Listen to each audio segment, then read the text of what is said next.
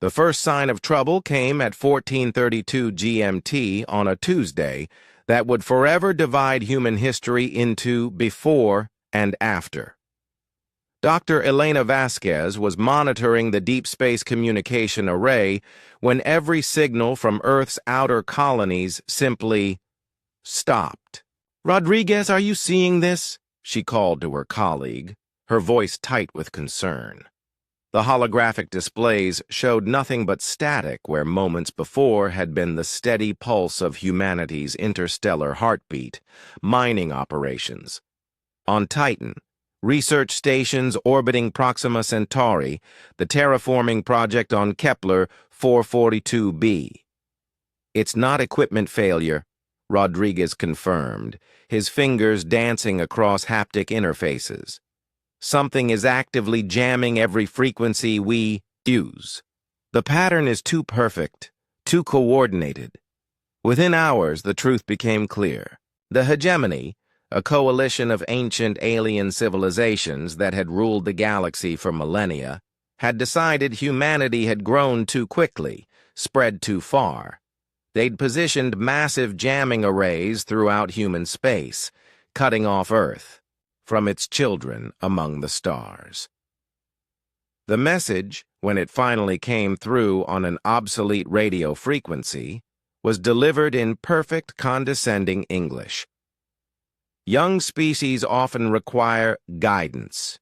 Your expansion has been noted and will now be properly managed. Resistance is futile and unadvised." Admiral Sarah Chen stood before the emergency session of the United Earth Council, her weathered face grim in the blue glow of the holographic assembly.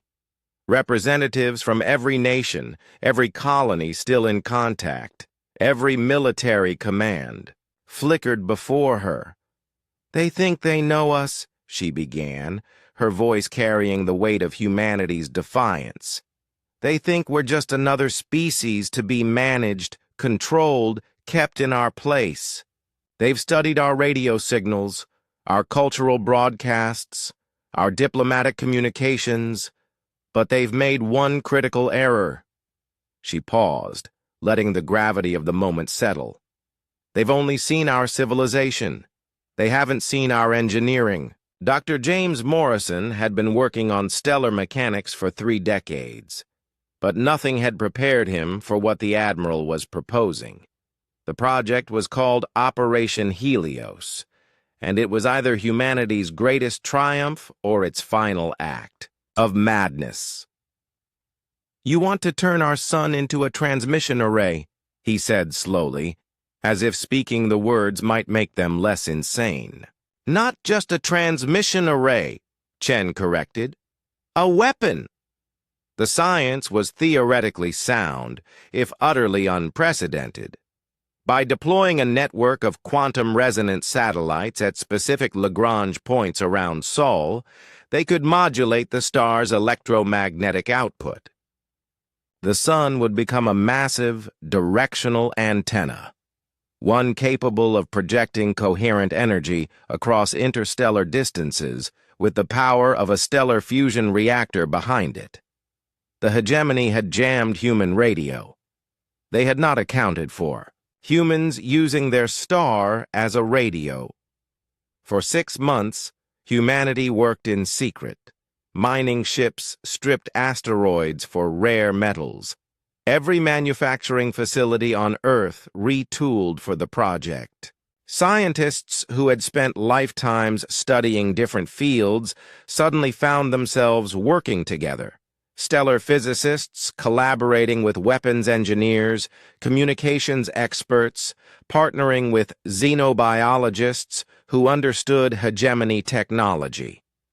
The breakthrough came from an unexpected source, Dr. Yuki Tanaka, a young physicist who had been studying solar flare prediction models. She realized that by creating artificial coronal mass ejections, controlled stellar explosions, they could create focused beams of charged particles that would burn through any jamming field like a plasma torch through tissue paper.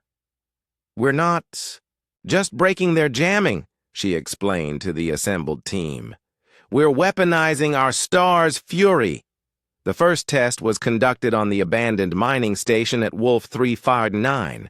The hegemony had established a jamming post there, confident in their technological superiority. When Operation Helios activated, the sun seemed to flicker. A barely perceptible dimming that lasted 3 seconds. The jamming station simply vanished, not destroyed, vaporized. The focused solar plasma had struck with the energy equivalent of a nuclear arsenal, delivered across 4 light-years with surgical precision. The hegemony's response was swift and panicked. Their ships, previously hidden, suddenly appeared throughout human space, abandoning stealth for desperate action. They had realized what humanity had done, turned their life-giving star into the galaxy's most powerful directed energy weapon. But it was too late. The sun flickered again and again. Each pulse was a message sent across the galaxy at the speed of light, not in words but in raw, undiluted stellar fury. Hegemony installations fell silent. Their ships retreated to minimum, safe distance. Their jamming networks collapsed under the assault of weaponized starlight. The final message from the hegemony came on the same obsolete frequency they had used to announce humanity's subjugation. We withdraw. Your methods are unorthodox. Your species is unexpected. Admiral Chen smiled as she composed humanity's reply. It would be transmitted via conventional radio. There was no need for stellar weaponry now. The message was simple. You tried to silence us by jamming our signals, so we turned our sun into a signal. Next time you want to manage humanity, remember this. We don't just think outside the box.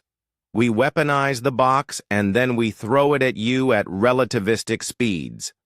Soul is our voice now, and it can be heard across the galaxy. Test us again, and we'll make sure the entire universe hears it roar.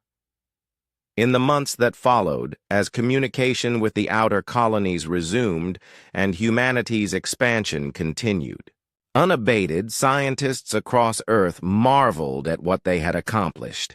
They had taken the most fundamental force of their existence, their star, and transformed it into humanity's Declaration of Independence. The hegemony had tried to jam Earth's signal. Humanity had simply upgraded to a bigger antenna.